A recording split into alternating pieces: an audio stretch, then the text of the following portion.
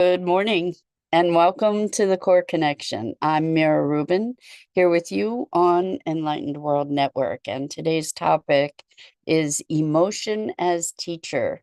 So many of us in the transformation game have become very, very adept at transforming what we consider to be negative emotions into something positive, redirecting, refocusing, shifting our perspective. And it's sort of a magical skill that so many of us have cultivated. And today we're going to be talking about how maybe those dark emotions, those challenging emotions, are also teachers, and how we can not just bypass them, but we can learn from them and take their showing up as an opportunity for our deeper growth. Good morning, Shosha. Wonderful to have you here with us this morning. Welcome. Before we get started, oh, good morning, Roslyn. Welcome. So good to have you here. Before we get started talking about emotion as teacher, let's just take a minute or two to get present. So let's take a deep breath in through your nose and hold it. And imagine clean, crisp oxygen flooding your lungs, flowing into your bloodstream, nourishing all your cells, all your organs, bringing vital life energy to your body and being. And as you exhale, exhale any tension, stress, negativity, fatigue. And now let's take another deep breath in through your nose and hold it. This time, imagine brilliant bright light lighting you up from the inside out, illuminating and electrifying and energizing all your cells, your molecules, your electrons, creating a brilliant beam of light and energy from your heart out into the world. And as you exhale, exhale any remaining tension, stress, negativity, fatigue. And now let's press our palms together. Vigorously rub your hands together to feel the friction, the temperature, the pressure, the motion, the tickling and tingling when you stop. And allow all those sensations to bring you present right here, right now, into this remarkable physical form that enables us to experience life. Welcome, welcome, welcome. Emotion as teacher. We go on roller coasters. We experience a range of emotions. Hopefully, we're not just numb, but we experience emotions. We get triggered. We get reactive sometimes. And typically, if we feel anxious or fearful or depressed, typically the inclination is to try to make it stop. And I get that it's not comfortable. These are uncomfortable emotions. And so we do all kinds of things to redirect our attention or to shift our state. And that skill to be able to recreate ourselves in a given moment, to redirect our attention, to shift our state, it's super powerful and valuable. And I'm not speaking anything derogatory about that. And and I think it's important to recognize that those times when uncomfortable emotion arises, are opportunities. If our body and being were to communicate with us, how might it do so? It might do so through external inputs, songs on the radio or who knows what. But it would also, and I think it does, communicate through our physical body and through our emotional body and even our thoughts. And if we can cultivate the capability to be observing ourselves, observing the emergence of these thoughts or these emotions or these sensations, then we can engage in a deeper inquiry and dialogue with an intelligence that is a part of us. So what if instead of trying to make sadness go away, what if we got curious about it? To say, okay, what if this is a communication from a part of my greater intelligence that is asking for attention? So, one of the premises that I operate on is if it's coming up to heal.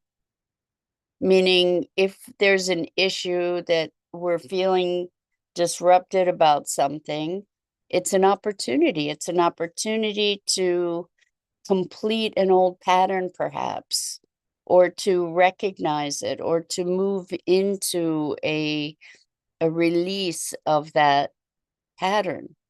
What often happens when these things arise is that we get sucked into it and that becomes our reality.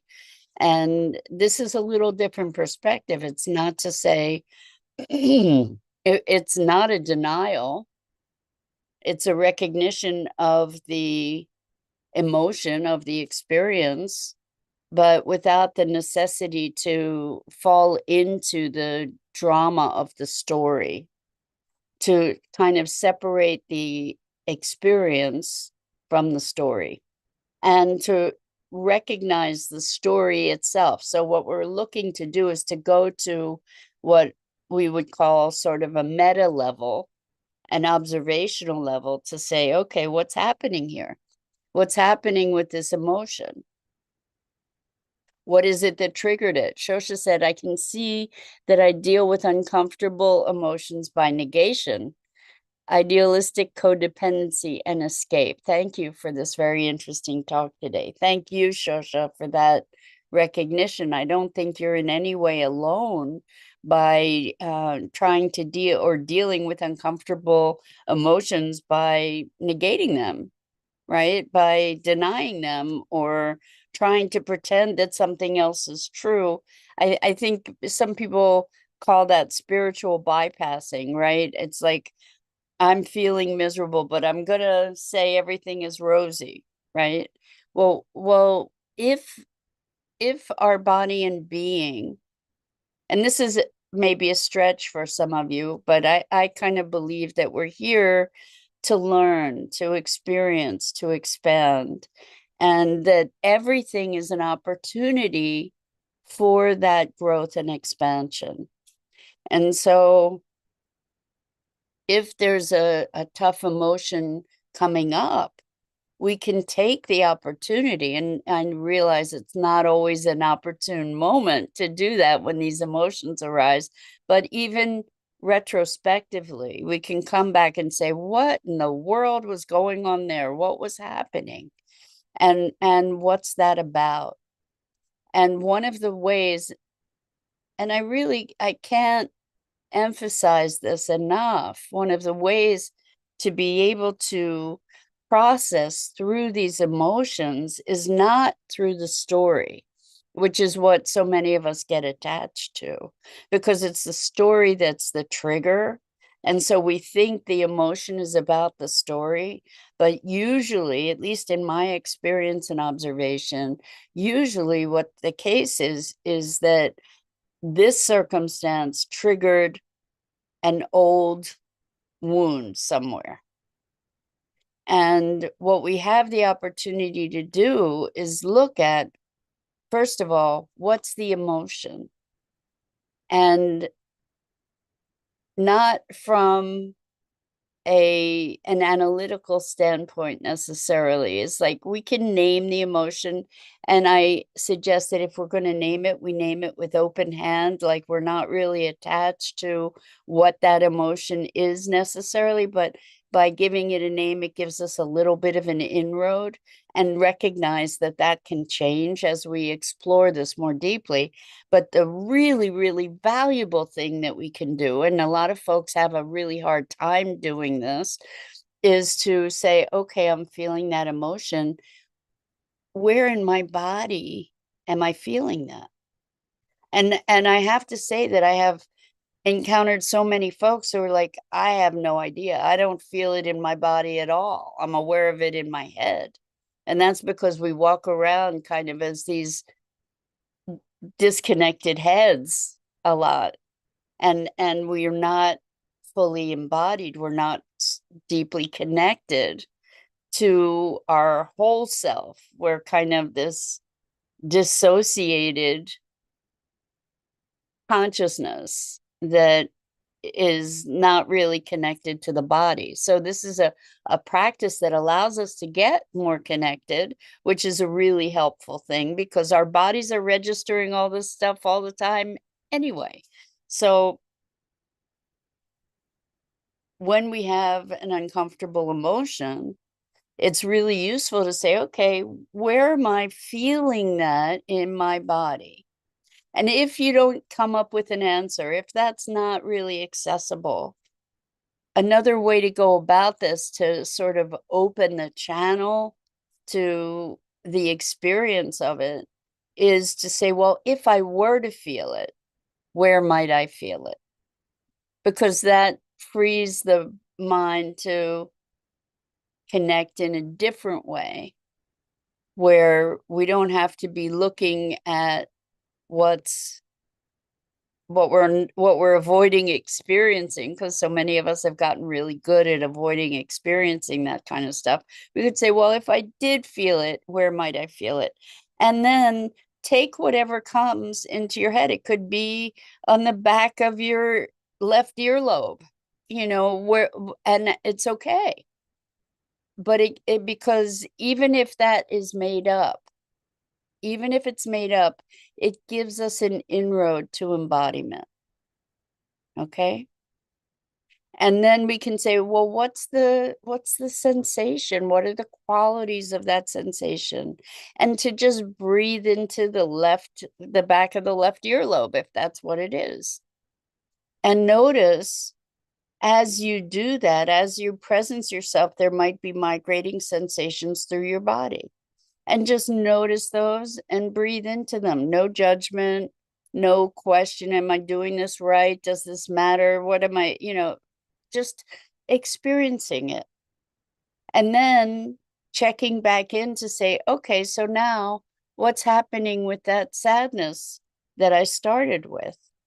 And most often, what I have observed in folks is that as we put our attention in a non-judgmental way on the physicality of the expression, of the emotional expression, which we can consider energetic, emotion, energy in motion. That's why it migrates, because it actually, when we're having these reactive emotions, what's happening in my interpretation, may or may not be true, is that there's a congestion of energy, that there's a constriction. And when we put our attention there and just observe and feel it, it tends to dissipate. And so the intensity of the emotion tends to dissipate. And sometimes it doesn't. And when it doesn't, we can say, okay, well, what age comes to mind? And it might be something pops into your head from when you were 12 or when you were 3. It's like, okay, what happened? What am I seeing? What am I witnessing? And it will often just jump us back to an earlier experience. where we didn't have our needs met in some way or another. And that gives us an opportunity to kind of parent our child self or befriend our child self, nurture and nourish our child self. And then what I'm doing here is I'm sort of going through this process that I found to be so effective with so many people. It doesn't necessarily mean you're going to hop back to your child version of yourself, but so many times this is what happens. And we can rewrite history by going back to that wounded child and loving them up, or validating them, or helping them to see something maybe a little differently, because we have an adult vantage point at the same time that we have a child's vantage point. And our adult self hopefully has gained some greater experience and wisdom that can be shared with the child self to help shift that child's perspective. And then we go back and say, okay, what's happening with the left earlobe now? And most often we'll notice, oh, I'm not feeling that there anymore. It seems to have dissolved. It seems to have dissipated. And this process is a way that we can interact with our emotional intelligence. So I'm sure most of us have heard the phrase emotional intelligence bandied about. And this is another dimension of emotional intelligence. It's not just perception and reading a room and it's not just an externally expressed thing, but something that we can bring home for ourselves and respect that if an emotion is arising, it's not a problem, it's a communication. And it's calling for some kind of attention. And it's an opportunity. And how much richer might our lives be if we can relate to these emotional states as opportunities, as an invitation to greater self-awareness and personal evolution. So I can say from my experience, this is not necessarily comfortable, and it's not necessarily something that you just do at the drop of a hat. Some months ago, I was on my break, and